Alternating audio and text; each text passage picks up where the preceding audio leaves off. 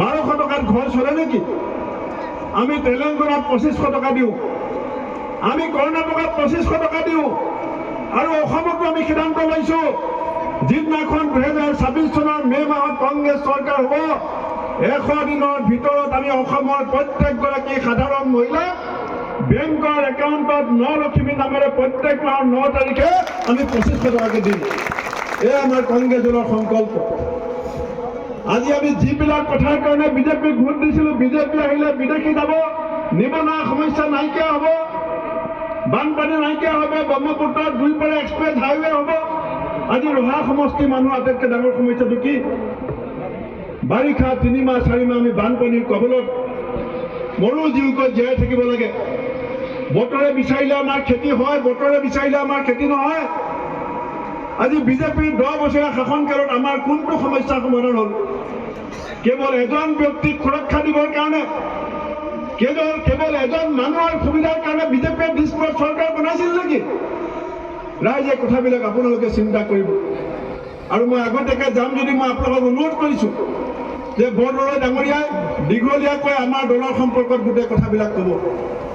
আৰু যিসকল আমাৰ দললৈ আহিছে, মই জিলা সভাপতি আৰু ব্লক সভাপতিক অনুৰোধ কৰিম যে যোগ্য ব্যক্তিক যোগ্য সন্মান দিব পৰা দলে সদায় শক্তিশালী দল হিচাপে নিজক পৰিচয় দিব পাৰে।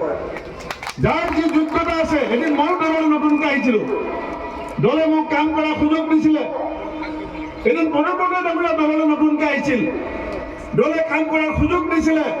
মই সমগ্ৰ অসমৰ নতুন প্ৰজন্মক ক'ব বিচাৰোঁ, সমগ্ৰ ৰহাৰ নতুন প্ৰজন্মক ক'ব বিচাৰোঁ যে যিসকলে অসমক ভাল পায়, যিসকলে অসমৰ ভৱিষ্যতটো বচাব বিচাৰে, কাৰণ বিজেপিয়ে শংকৰদেৱক শংকৰ বাবা বুলি কয়, কনকলতাক বৰুৱা বুলি কয়, হিমন্ত বিশ্ব শৰ্মাই পুলিচৰ ক্ষমতা হাতত লৈ পেলাই যেনেকৈ নৰ্থ কোৰিয়াত এই কিং নামৰ ৰজাজনে যেনেকৈ চলাইছে একনায়কত্ববাদ, সেই একনায়কত্ববাদৰ পৰা অসমক বচাবলৈ হ'লে আমি সকলোৱে মিলি কংগ্ৰেছ দলটোক শক্তিশালী কৰিব লাগিব।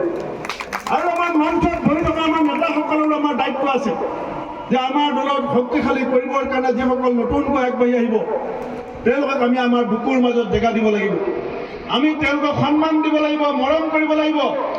আৰু আমি এটা শক্তিশালী টিম হিচাপে নিজক গঢ়িবলৈ হ'লে আমাৰ যিটো টিম স্পিৰিট, এটা ফুটবল টিমে যেনেকৈ ইজনে সিজনক বল পাছ দি পেলাই গ'ল দিবলৈ চেষ্টা কৰে, আমি প্ৰত্যেকজনে এজন এজন ভাল খেলুৱৈ হিচাপে, এজন ৰাজনীতিক হিচাপে আমাৰ নিজৰ দলটোৰ স্বাৰ্থত কেৱল নহয়, অসমৰ স্বাৰ্থত, আমাৰ জাতিটোৰ স্বাৰ্থত, আমাৰ মানুহখিনিৰ স্বাৰ্থত, আমাৰ মহিলাসকলৰ স্বাৰ্থত, শ্ৰমিকৰ স্বাৰ্থত, খেতিয়কৰ স্বাৰ্থত, যুৱকৰ স্বাৰ্থত আমি সকলোৱে একত্ৰিতভাৱে এই 2026 হ'বলগীয়া মহাসংগ্ৰামত একগৰাকী সৈনিক হিচাপে আমি কাম কৰিম বুলি আপোনালোকে সংকল্প ল'ব বুলি আশা ৰাখি পুনৰ মই